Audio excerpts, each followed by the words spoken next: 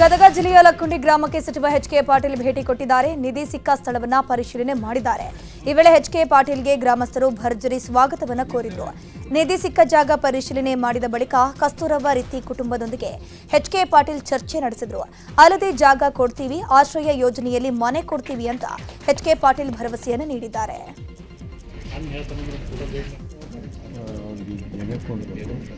ಪಂಚಾಯತಿ ಅಧ್ಯಕ್ಷರು ಅವ್ರಿಗೆ ಮಾತಾಡಿ ಜಾಗವನ್ನು ಫಿಕ್ಸ್ ಮಾಡಿದ್ದಾರೆ. ಅವ್ರಿಗೆ ಒಂದು ಆಶ್ರಯ ಕೊಡಬೇಕು,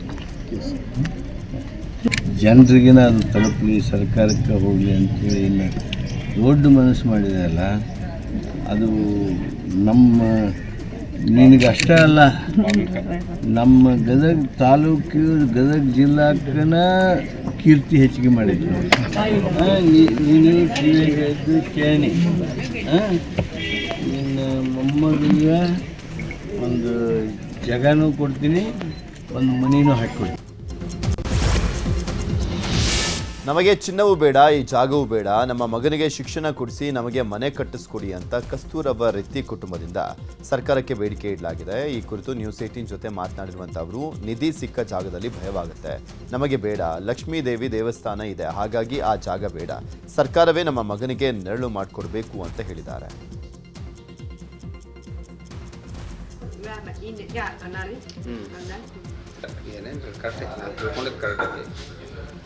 ನಮ್ಮ ಎಲ್ಲರ ಜನ ನೋಡಿ ಮನೆ ಕೊಡ ಅಂತ ಹೇಳಿ ನಮ್ಮ ಊರು ಕೊಡನಿ, ನಮ್ಮ ಒಂದು ಎಲ್ಲ ಸಲ್ಫಾನ ಕೊಡ ಏನು ನಮ್ಮ ಮನಸ್ಸು ಒಪ್ಪಂದು, ನಮ್ಮ ಮನಸ್ಸು ನಾವು ತೋಬೇಕು ಅನ್ನೋದು ಮೌಲ್ಯ ಬರೋದು ಇವತ್ತು ಇಲ್ಲ ಇಲ್ಲ ರೀ, ಅದು ಮೌಲ್ಯ ತೋಬೇಕು ಅನ್ನೋದು ನಮಗೆ ನಮ್ಮ ಮೌಲ್ಯ ಒಲ್ಲೆ ಅನ್ನೋದು ಅಂತೀವಿ, ಒಲ್ಲೆ ಅಂತೀವಿ ನಾವು. ಬೇರೆ ಕಡೆ ಹಿಡಿದು ಹಾಕಿ ಕೊಡ ಅಂದು ಅವ್ರಿಗೆ ಮನೆ ಹಾಕಿ ಕೊಟ್ಟು ಆಕೆಗೆ ಒಂದು ಪರಿಹಾರ ಜೀವನಕ್ಕೆ ದುಡ್ಕೊಂಡು ತಿನ್ನಕ್ಕೆ ದಾರಿ ಮಾಡ್ಬೇಕ್ರಿ. ಆ ಹುಡುಗು ಶಾಲೆ ಕಲಿಯೋ ಮಟ್ಟನ ಕಲಿತಾನ್ರಿ, ಕಲಿತಿಂದ ಆಮ್ಯಾಗಾರ ಒಂದು ಉದ್ಯೋಗ ಬೇಕಂತ ಇಷ್ಟ ರೀ ನಾವು ಬೇಡ್ಕೊಳ್ಳೋದು. ನಮಗೆ ಅದು ಬೇಡ್ರಿ, ನಾವು ನಿಧಿ ದಕ್ಕಾಗಲ್ಲ, ನಮ್ಗೆ ಚಲೋ ಆಗೋದಿಲ್ಲ. ನನ್ನ ಮಗಳಿನ ಎಲ್ಲ ಮಾತ್ರ ಮಾಡಿ ಕೊಡ್ಬೇಕ್ರಿ ನಾವು. ನಮ್ಮ ಮಗಳಿಗೆ ಜಗ ಹಿಡಿದು ಅದನ್ನು ಒಲಿವ್ರಿ ನಾವು, ದೇವ್ರದ್ದು ನಮ್ಗೆ ಜಗ ಹಿಡಿದು ಆಕೆಗೆ ನೆಳ್ಳು ಮಾಡಿ ಕೊಡ್ಬೇಕು, ಆಕೆಗೆ ಒಂದು ಉದ್ಯೋಗ ಹಚ್ಬೇಕು. ನಮ್ಮ ಎಲ್ಲರ ಜನ ನೋಡಿ ಮನೆ ಲಕ್ಕುಂಡಿಯಲ್ಲಿ ನಿಧಿ ಸಿಕ್ಕ ಪ್ರಕರಣದ ಕುರಿತು ನ್ಯೂಸ್ 18 ನಿರಂತರವಾಗಿ ವರದಿಯನ್ನು ಬಿತ್ತರ ಮಾಡಿದೆ. ಈ ಹಿನ್ನೆಲೆಯಲ್ಲಿ ನಿಧಿ ಸಿಕ್ಕಿದ ಕಸ್ತೂರಿ ರಿತ್ತಿ ತಮ್ಮ ಮಗನಿಗೆ ಶಿಕ್ಷಣ ಕೊಡಿಸುವಂತೆ ಮನವಿಯನ್ನ ಮಾಡಿಕೊಂಡಿದ್ರು. ಅದರಂತೆಯೇ ಬಿಎಚ್ ಪಾಟೀಲ್ ಶಿಕ್ಷಣ ಸಂಸ್ಥೆ ಉಪಾಧ್ಯಕ್ಷ ಸಿದ್ದಲಿಂಗೇಶ್ ಪಾಟೀಲ್ ಪ್ರಜ್ವಲ್ ರಿತ್ತಿಗೆ ಪಿಯುಸಿವರೆಗೂ ಉಚಿತ ಶಿಕ್ಷಣ ನೀಡುವುದಾಗಿ ಘೋಷಣೆ ಮಾಡಿದ್ದಾರೆ. ಈ ಕುರಿತು ಮಾತನಾಡಿರುವ ಅವರು, ಪ್ರಜ್ವಲ್ ರಿತ್ತಿ ಈಗ 8ನೇ ತರಗತಿ ಕಲಿತಿದ್ದಾನೆ, ಮುಂದಿನ ಪಿಯುಸಿವರೆಗೂ ಸಂಪೂರ್ಣ ಉಚಿತ ಶಿಕ್ಷಣ ನೀಡ್ತೀನಿ ಅಂತ ಭರವಸೆಯನ್ನ ಕೊಟ್ಟರು. ಈಗಾಗಲೇ ಏನು ಪ್ರಾಮಾಣಿಕತೆ ಮೆರೆದಂಥ ನಮ್ಮ ಪ್ರಜ್ವಲ್ ರಿತ್ತಿ ಏನಿದ್ದಾರೆ, ಅವರು ನಮ್ಮ ಲಕ್ಕುಂಡಿಯ ನಮ್ಮ ಸಂಸ್ಥೆ ಆದಂಥ BH ಪಾಟೀಲ್ ಸಂಯುಕ್ತ ಪದವಿ ಪೂರ್ವ ಕಾಲೇಜಿನಲ್ಲಿ ಓದ್ತಾ ಇದ್ದಾನೆ, ಪ್ರೌಢ ವಿಭಾಗದಲ್ಲಿ ಓದ್ತಾ ಇದ್ದಾನೆ. ಅವನಿಗೆ PUC ಸೆಕೆಂಡ್ ಇಯರ್ ತನಕ ನಮ್ಮ ಸಂಸ್ಥೆಯಲ್ಲೇ ಉಚಿತವಾಗಿ ಅವನಿಗೆ ಶಿಕ್ಷಣ ಕೊಡುವ ವ್ಯವಸ್ಥೆಯನ್ನು ನಾವೆಲ್ಲ ಆಡಳಿತ ಮಂಡಳಿಯವರಿಗೆ ಚರ್ಚಿಸಿ ಆ ಒಂದು ನಿರ್ಧಾರವನ್ನು ಕೈಗೊಂಡಿದ್ದೇವೆ. ಖುಷಿ ಆಗ್ತದೆ ನಮ್ಗೆ, ಭಾಳ ಖುಷಿ ಅವ್ರಿಗೆ ಬೇಡ ಹೆಮ್ಮೆ ಎಲ್ಲಿ ಅವು ಓದ್ತಾನ ಅಲ್ಲಿ ಅವು ಒಂದ್ರಿ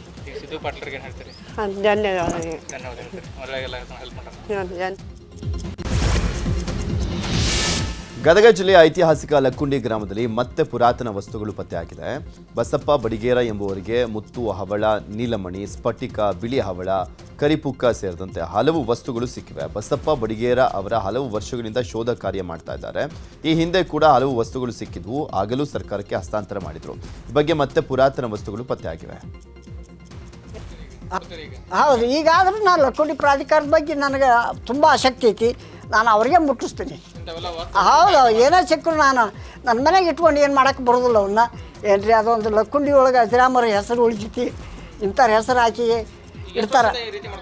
ಇದು 45 ವರ್ಷದಿಂದ ನನ್ನದೊಂದು ಸಾಧನೆ ಇದೆ. ಚಿತ್ರದುರ್ಗದ ಕಾವಾಡಿಗರಹಟ್ಟಿ ಹೆದ್ದಾರಿ ಅಗಲೀಕರಣ ಹಿನ್ನೆಲೆ ರಸ್ತೆ ಬದಿಯ ಮನೆಗಳನ್ನು ತೆರವು ಮಾಡಲಾಗುತ್ತಿದೆ.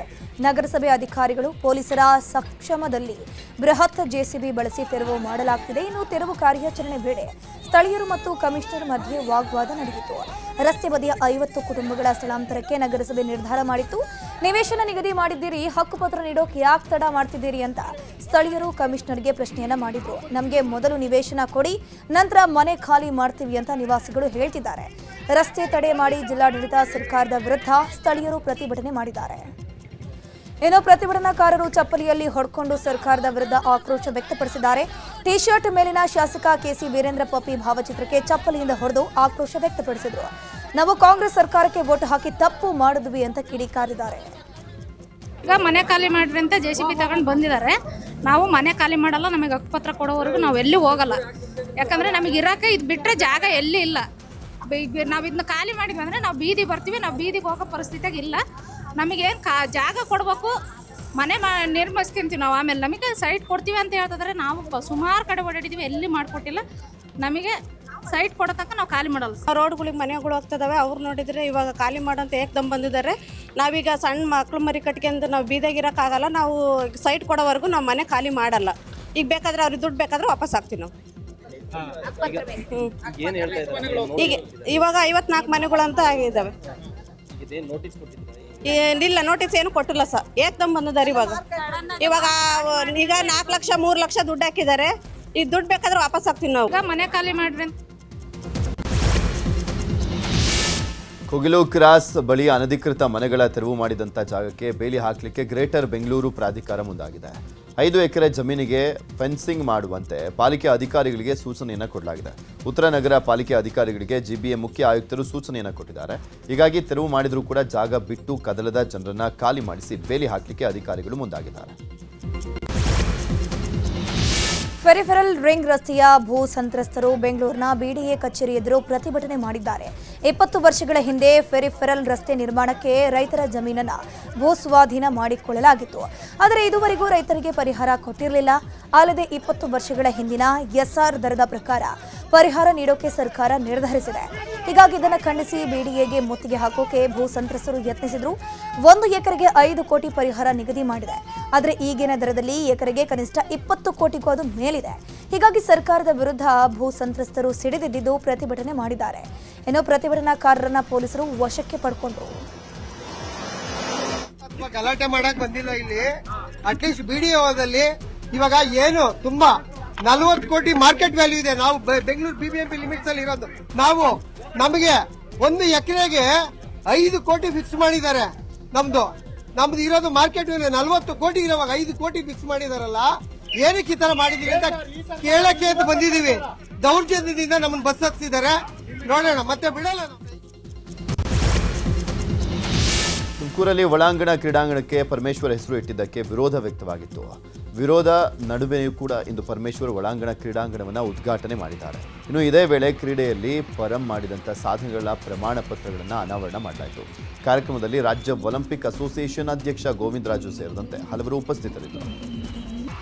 ಬಿಜೆಪಿಗರ ಆಕ್ರೋಶಕ್ಕೆ ಪರಂ ಪ್ರತಿಕ್ರಿಯೆಯನ್ನು ಕೊಟ್ಟಿದ್ರು. ಯಾರಾದರೂ ಮಹಾತ್ಮ ಗಾಂಧಿ ಹೆಸರು ತೆಗಿತಾರಾ ಅಂತ ಪ್ರಶ್ನೆಯನ್ನು ಮಾಡಿದ್ದಾರೆ. ನಾವು ಮನ್ರೇಗಾ ಯೋಜನೆಗೆ ಮಹಾತ್ಮ ಗಾಂಧಿ ಹೆಸರು ಇಡಬೇಕು ಅಂತ ಹೋರಾಟ ಮಾಡ್ತಾ ಇದ್ದಾರೆ. ಆದರೆ ಮಹಾತ್ಮ ಗಾಂಧಿ ಹೆಸರು ತೆಗಿತಾ ಇದ್ದಾರೆ ಅಂತ ಹೇಳಿದರೆ ಅವರನ್ನ ಹುಚ್ಚರು ಅಂತ ಹೇಳಬೇಕು ಅಂತ ಹೇಳಿದ್ದಾರೆ. ನೋಡಿ, ಅದು ಒಂದು ಶೆಡ್ಡು. ಮಹಾತ್ಮ ಗಾಂಧಿ ಸ್ಟೇಡಿಯಂ ಹೆಸರನ್ನು ತೆಗಿತಾರೇನ್ರಿ ಯಾರಾದರೂ?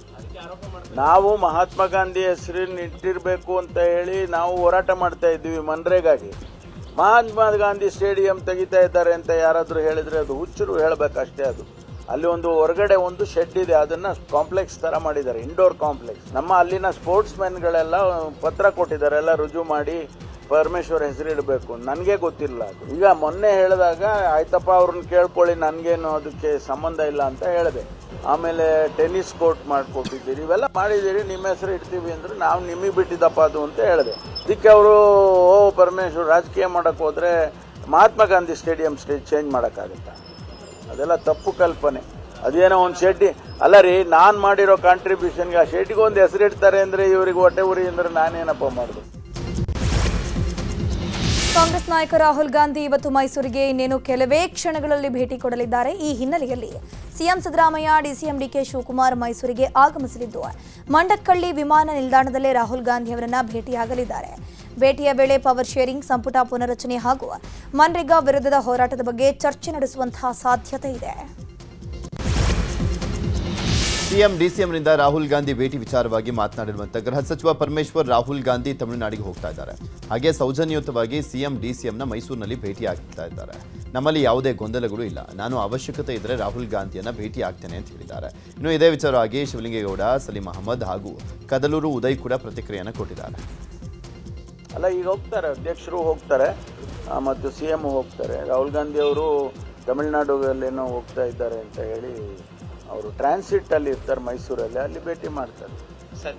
ಸೌಜನ್ಯದ ಭೇಟಿ. ಅವಶ್ಯಕತೆ ಬಂದರೆ ಹೋಗ್ತೀನಿ, ಸುಮ್ಮನೆ ಯಾಕೆ ಹೋಗಬೇಕು? ಅವಶ್ಯಕತೆ ಬಂದಾಗ ಹೋಗ್ತೀನಿ, ಭೇಟಿ ಮಾಡ್ತೀನಿ. ರಾಹುಲ್ ಗಾಂಧಿ ಅವ್ರನ್ನ ಭೇಟಿ ಮಾಡೋಕ್ಕಾಗಲಿ, ಸೋನಿಯಾ ಗಾಂಧಿ ಅವ್ರನ್ನ ಭೇಟಿ ಮಾಡೋಕ್ಕಾಗಲಿ, ಪ್ರಿಯಾಂಕಾ ಗಾಂಧಿ ಅವ್ರನ್ನ ಅಥವಾ ಮಲ್ಲಿಕಾರ್ಜುನ್ ಖರ್ಗೆ ಅವ್ರನ್ನ ಭೇಟಿ ಮಾಡೋಕ್ಕಾಗಲಿ ನಮಗೇನು ತೊಂದರೆ ಇಲ್ಲ. ಯಾವಾಗ ಬೇಕಾದರೂ ಭೇಟಿ ಮಾಡ್ತೀನಿ. ಗೊಂದಲನೇ ಇಲ್ಲ ಅಲ್ರಿ, ಎಲ್ಲಿದೆ ಗೊಂದಲ? ಸುಮ್ಮನೆ ಗೊಂದಲ ಅಂದರೆ ನೀವು ಗೊಂದಲನೇ ಇಲ್ಲಪ್ಪ, ಗೊಂದಲ ಏನೂ ಇಲ್ಲ. ಕೇಳೋದಕ್ಕೂ ಅದನ್ನು ಗೊಂದಲ ಅಂತಾರ? ಗೊಂದಲನ ಡಿಫೈನ್ ಮಾಡ್ಬೇಕು ನೀವು. ಗೊಂದಲ ಅಂದ್ರೆ ಏನು ಅಂತ ಆ ರೀತಿ ಏನಿಲ್ಲ, ಭೇಟಿ ಮಾಡ್ತಾರೆ. ಹೋಗುತ್ತೆ, ಹೈಕಮಾಂಡ್ ಏನು ಹೇಳುತ್ತೆ ಅದನ್ನು ಎಲ್ಲರೂ ಪಾಲಿಸ್ಕೊಂಡು ಹೋಗ್ತಾರೆ. ನಾನು ಅದನ್ನೇನು ಹೇಳಲ್ಲ, ಅದು ಹೈಕಮಾಂಡ್ ಬಿಟ್ಟಿದ್ದು. ಇದೆಯೋ ಇಲ್ವೋ ಅದು ತೀರ್ಮಾನ ಮಾಡೋದು ಹೈಕಮಾಂಡ್. ಸ್ವತಃ ಮುಖ್ಯಮಂತ್ರಿಗಳೇ ಹೈಕಮಾಂಡ್ ಏನು ಹೇಳುತ್ತೆ ಅದು ನಾನು ಕೇಳ್ತೀನಿ ಅಂದರೆ ಬಿಟ್ಬಿಡಿ, ಅವರೇ ಹೇಳಿರಲ್ಲ. ಜನರಲ್ ಪ್ರೆಸಿಡೆಂಟ್ ಅಲ್ಲಿ ಭೇಟಿ ಮಾಡ್ತಾರೆ, ಭೇಟಿ ಮಾಡಿ ಚರ್ಚೆ ಮಾಡ್ಬೋದು. ಅದು ಯಾವ ಚರ್ಚೆ ವಿಷಯ ಮಾಡ್ತಾರೆ ಅಂತ ಅದು ಚೀಫ್ ಮಿನಿಸ್ಟರ್ಗೆ, ಡೆಪ್ಟಿ CMಗೆ ಮತ್ತು ರಾಹುಲ್ ಗಾಂಧಿ ಅವ್ರಿಗೆ ಮಾತ್ರ ಗೊತ್ತಿರುತ್ತೆ. ಅದರಿಂದ ಪಕ್ಷ ಸಂಘಟನೆ ಮತ್ತು ಅದ್ರ ಬಗ್ಗೆ ಸಾಧ್ಯತೆಯೂ ಇದೆ, ಕ್ಯಾಬಿನೆಟ್ ಚರ್ಚೆ ಮಾಡೋ ಸಾಧ್ಯತೆಯೂ ಇದೆ. ಆದರೆ ಅಂತಿಮವಾಗಿ ತೀರ್ಮಾನ ಹೈಕಮಾಂಡ್. ಹಾಗೆ ನಾವು ಹೇಳಿದ್ವಿ, ಆಗಬೇಕು ಅನ್ನೋ ಆಸೆ ನಮಗಿದೆ. ಈಗ ಆಗ್ತಾರೆ ಅನ್ನೋ ಆಶಾಭಾವನೆ ಅವ್ರು ವ್ಯಕ್ತಪಡಿಸಿದ್ರು. ಅಂತಿಮವಾಗಿ ಹೈಕಮಾಂಡ್ ಯಾವತ್ತು ಹೇಳ್ತಾರೆ ಆವತ್ತು ಏನಾದರೂ ತೀರ್ಮಾನ ಆಗ್ತದೆ. ಸೊ ನಾವೆಲ್ಲ ಹೇಳಿಕೆ ಕೊಡೋದು ಅದರಿಂದ ಏನು ನಿರ್ಧಾರ ಆಗಲ್ಲ. ಅಂತಿಮವಾಗಿ ಹೈಕಮಾಂಡ್ ತೀರ್ಮಾನ ಮಾಡಿದ್ರೆ ಏನಾದ್ರು ಆಗ್ತದೆ. ಇನ್ನೂ ಭವಿಷ್ಯ. VVG ರಾಮ್ಜಿ ಯೋಜನೆ ವಿರುದ್ಧ ಹೋರಾಟಕ್ಕೆ ಕಾಂಗ್ರೆಸ್ ಸಿದ್ಧತೆ ಮಾಡಿಕೊಳ್ತಾ ಇದೆ. ಹೀಗಾಗಿ ಇಂದು ಅರಮನೆ ಮೈದಾನದಲ್ಲಿ ತಯಾರಿಯ ಕುರಿತು ಕೆಪಿಸಿಸಿಯಿಂದ ಸಭೆ ನಡೆಸಲಾಗಿದೆ. CM Siddaramaiah, DCM DK Shivakumar ನೇತೃತ್ವದಲ್ಲಿ ಸಭೆ ನಡೆಸಲಾಗಿದ್ದು, ಈ ಒಂದು ಸಭೆಯಲ್ಲಿ ಪ್ರತಿಭಟನೆಯ ರೂಪುರೇಷೆಯ ಸಿದ್ಧತೆ ಕುರಿತು ಚರ್ಚೆ ನಡೆಸಲಾಗಿದೆ. ಸಭೆಯಲ್ಲಿ ಸಚಿವರು, ಶಾಸಕರು, ಪದಾಧಿಕಾರಿಗಳು ಭಾಗಿಯಾಗಿದ್ದಾರೆ. ಬಳಿಕ CM Siddaramaiah, DCM DK Shivakumar ಹಾಗೂ ಸಚಿವ ಪ್ರಿಯಾಂಕ್ ಖರ್ಗೆ ಮಾತನಾಡಿದ್ದಾರೆ.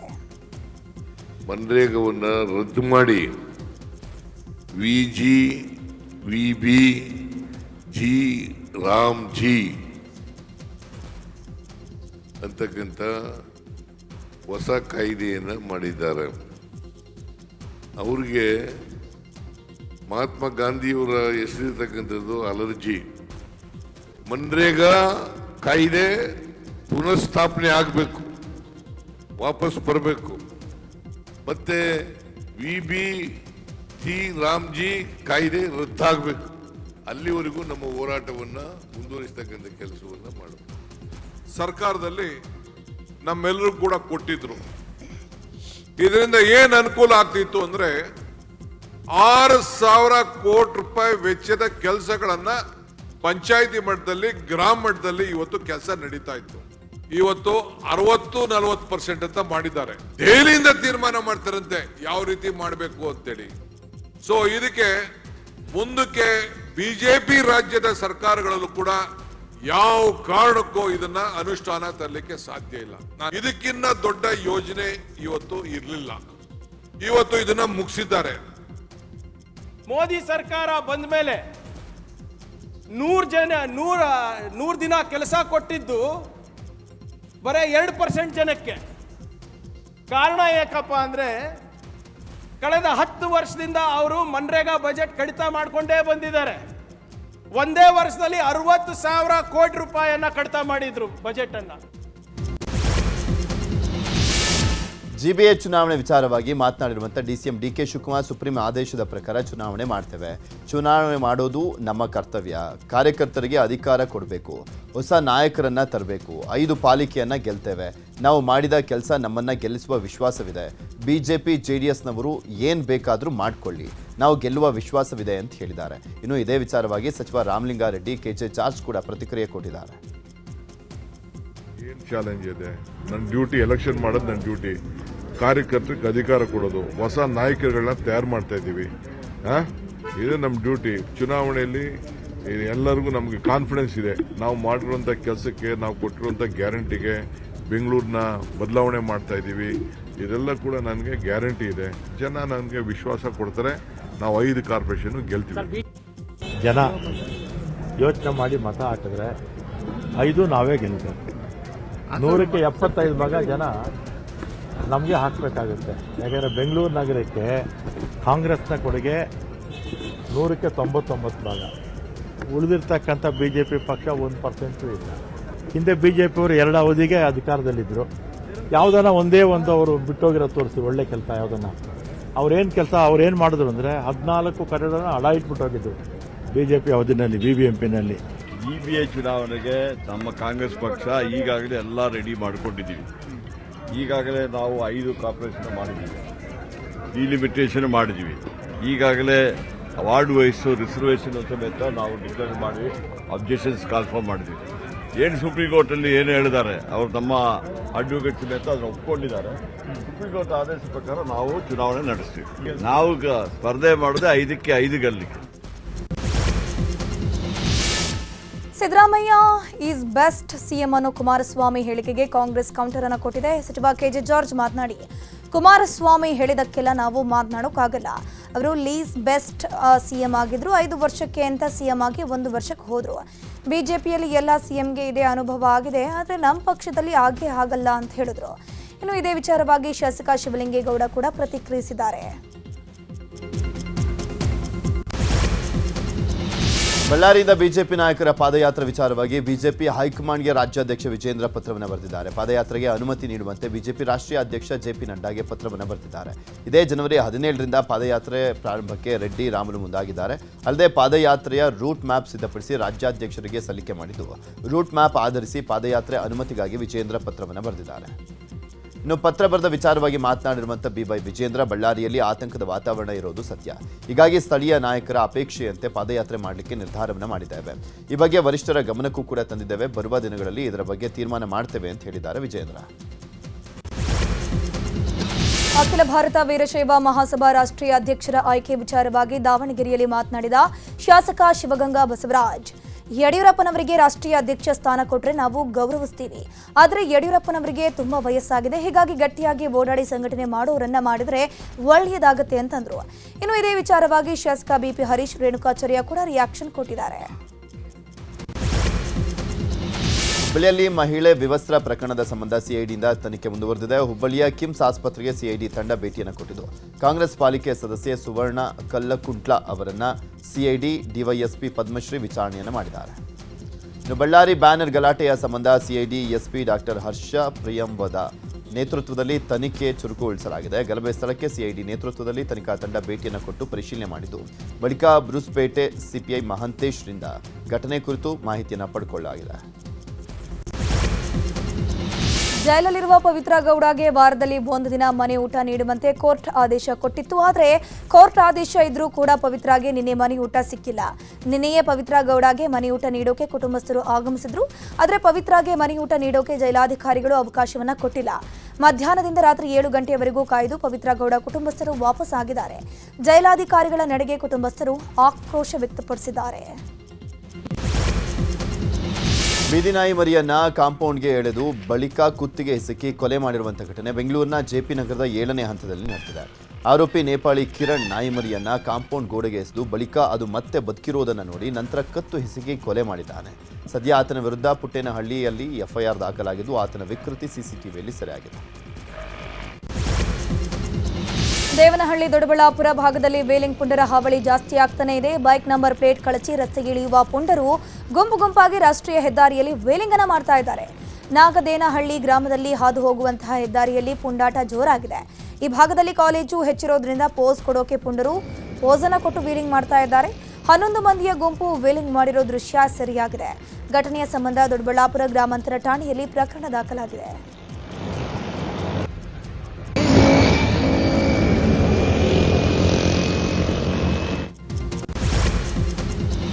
ಖಾಲಿ ನಿವೇಶನದ ವಿಚಾರವಾಗಿ ದಾಯಾದಿಗಳು ಹೊಡೆದಾಡಿಕೊಂಡಿದ್ದಾರೆ. ಶಿಡ್ಲಘಟ್ಟ ತಾಲೂಕಿನ ವೆಂಕಟಾಪುರ ಗ್ರಾಮದಲ್ಲಿ ಘಟನೆ ನಡೆದಿದೆ. ನಿವೇಶನ ನಮಗೆ ಸೇರಿದ್ದು ಅಂತ 2 ಕುಟುಂಬಗಳ ನಡುವೆ ಗಲಾಟೆ ಆಗಿದೆ. ದಿಬ್ಬೂರಹಳ್ಳಿ ಪೊಲೀಸ್ ಠಾಣೆಯಲ್ಲಿ ಪ್ರಕರಣ ದಾಖಲಾಗಿದೆ.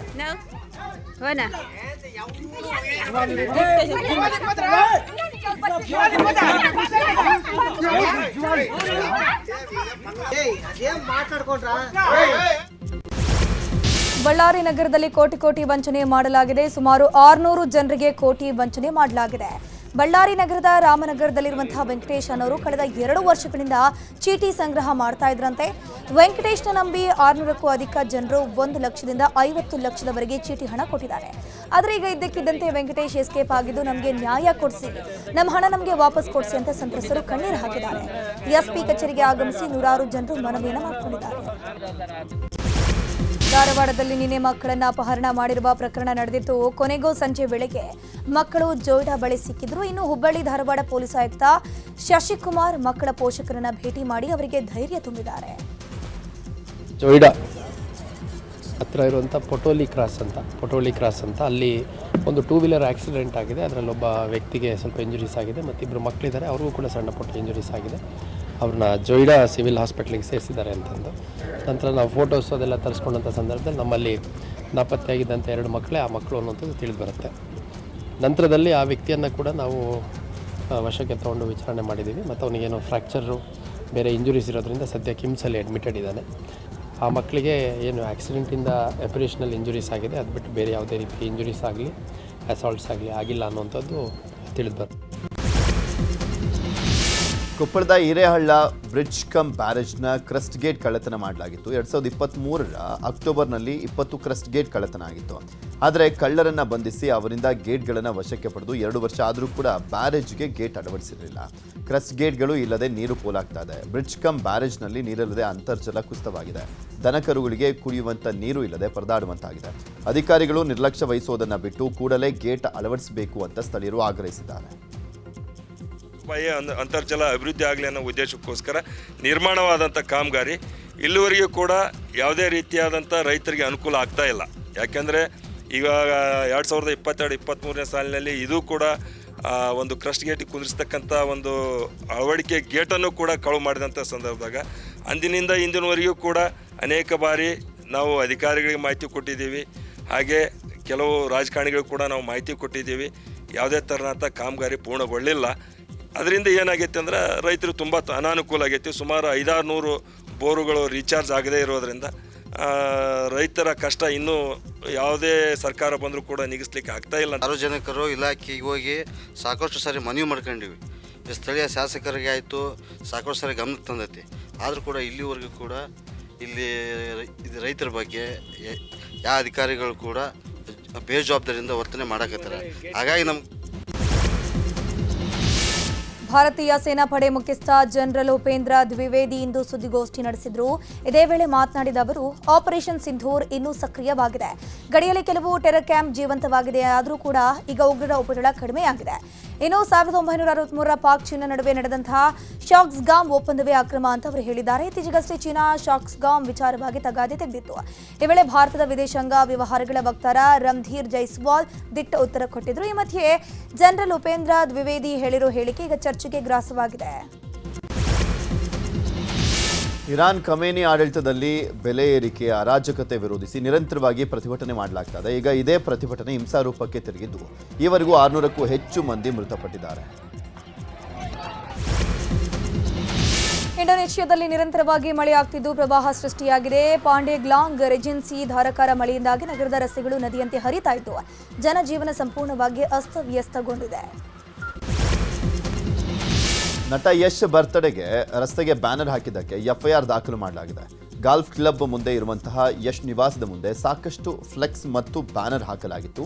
ಹೀಗಾಗಿ ಜಿಬಿಎ ಅಧಿಕಾರಿಗಳು ನೀಡಿದ ದೂರಿನ ಅನ್ವಯ ವೇಣು ಕ್ರಿಯೇಷನ್ಸ್ ವಿರುದ್ಧ ಹೈಗ್ರೌಂಡ್ಸ್ ಪೊಲೀಸ್ ಠಾಣೆಯಲ್ಲಿ ಕೇಸ್ ದಾಖಲಾಗಿದೆ.